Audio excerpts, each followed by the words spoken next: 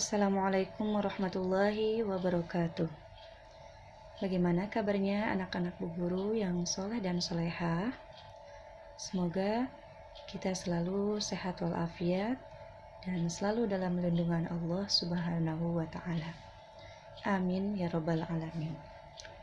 Sebelum belajar, marilah kita berdoa terlebih dahulu. Bismillahirrahmanirrahim. Raditu billahi rabba wa bil islami dina wa bi muhammadin nabiyya wa rasula. Rabbi zidni ilman warzuqni fahman walhamdulillahi rabbil alamin.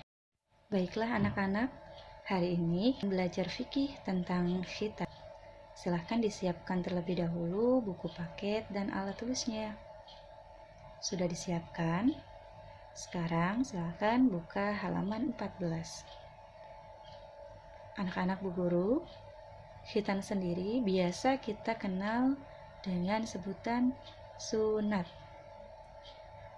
Khitan menurut bahasa adalah memotong atau membuang. Menurut istilah, khitan adalah memotong atau membuang khuluf atau kulit bagian ujung yang menutupi hasyafah atau kemaluan anak laki-laki. Berkhitan termasuk menyucikan diri dari kotoran.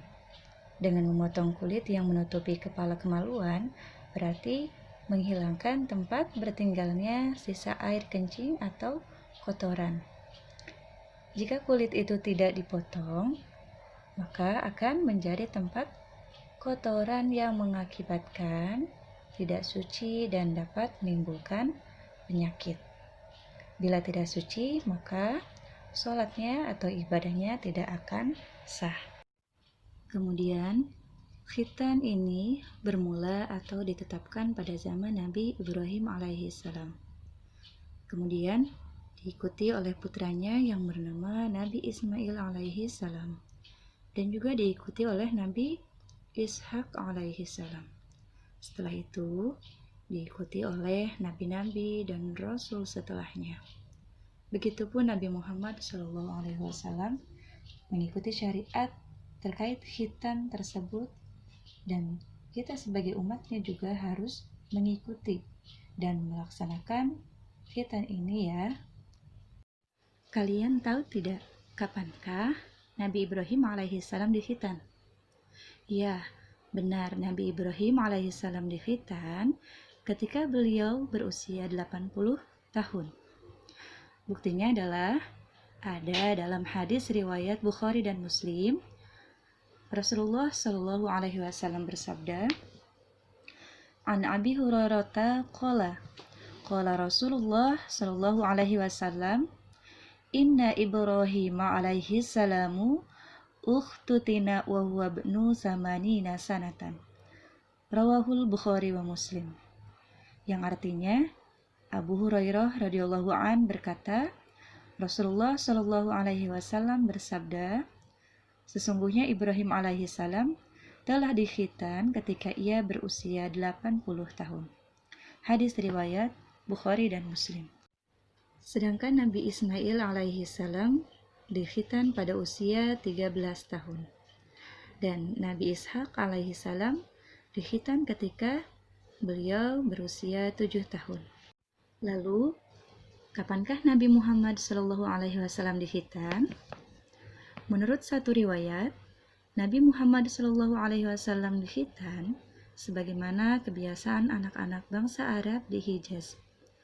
Nabi Muhammad SAW dikhitan oleh kakeknya sendiri, yaitu Abdul Muthalib. Ada juga yang berpendapat bahwa Nabi Muhammad SAW lahir dalam keadaan sudah berkhitan.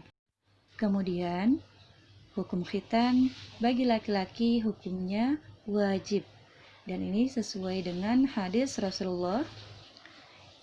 Rasulullah SAW bersabda, annal aqlufa la yutraku fil islami hatta yakhtatin. Rawahul Baihaqi. Yang artinya, sesungguhnya orang yang tidak dikhitan itu tidak akan dibiarkan masuk Islam sampai ia berkhitan.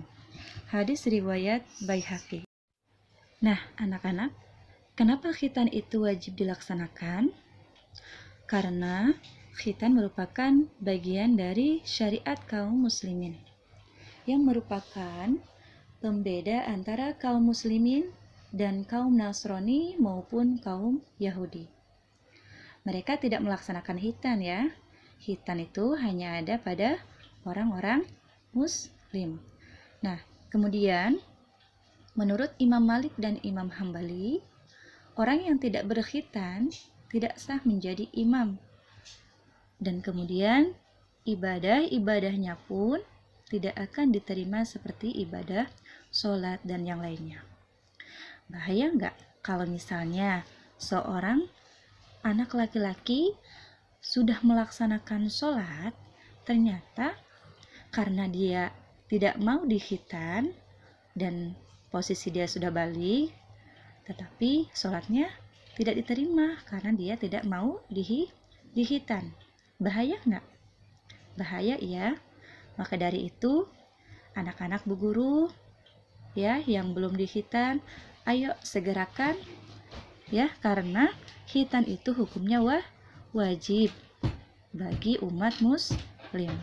Dan apabila ada orang-orang di luar Islam akan masuk agama Islam atau disebut dengan mu'alaf, maka dia juga harus melaksanakan khitan ya.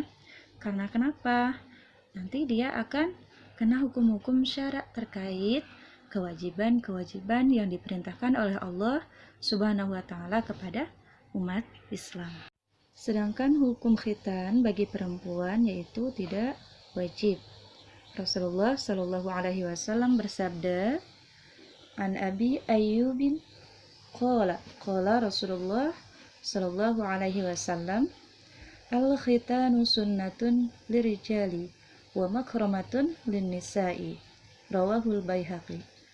Yang artinya, Abu Ayyub berkata, Rasulullah Shallallahu Alaihi Wasallam bersabda, khitan itu sunnah atau disyariahkan bagi laki-laki dan suatu kebaikan bagi perempuan. Hadis riwayat Baihaqi. Meskipun khitan bagi perempuan tidak diwajibkan, alangkah baiknya khitan juga dilaksanakan oleh kaum perempuan. Dan berdasarkan fatwa Majelis Ulama Indonesia atau MUI pada tahun 2008 tentang hukum pelarangan khitan terhadap perempuan, disebutkan bahwa khitan bagi laki-laki dan perempuan adalah aturan dan syiar Islam. Oleh karenanya, khitan perempuan adalah makrumah, salah satu bentuk ibadah yang dianjurkan. Cukup sekian video pembelajaran fikih pada hari ini. Semoga apa yang Ibu sampaikan dapat kalian terima dengan baik, dapat kalian pahami dengan baik. Kurang dan lebihnya Bu Guru mohon maaf. Billahi taufiq wal hidayah. Assalamualaikum warahmatullahi wabarakatuh.